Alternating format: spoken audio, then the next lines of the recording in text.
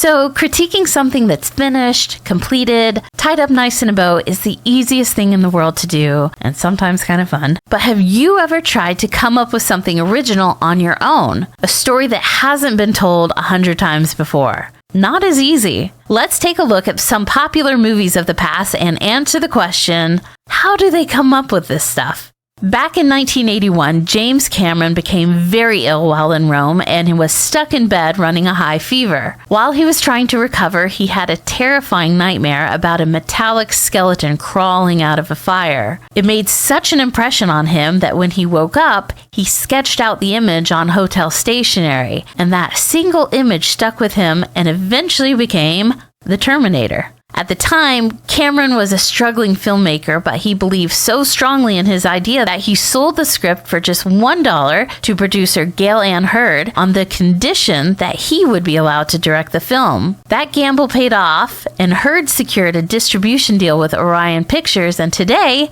The Terminator is one of the most famous sci-fi movies ever made. Kinda makes you want to eat those mystery leftovers in the back of your fridge and just see what dreams may come.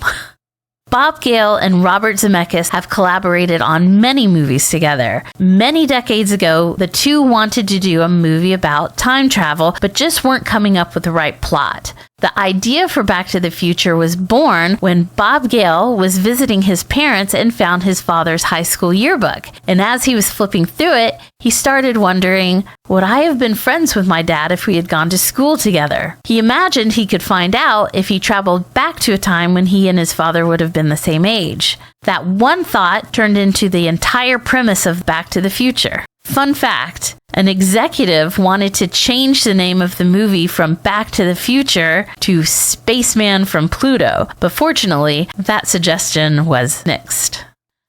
Okay, this one is messed up.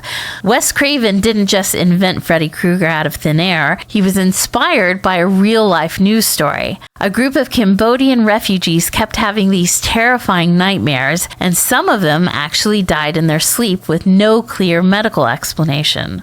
One man told his family he was afraid to go to sleep because something was chasing him in his dreams. When he finally dozed off, they heard him screaming, and he never woke up. That creepy true story became the basis for A Nightmare on Elm Street. And sometimes a story that becomes the most successful franchise in decades comes all at once out of nowhere.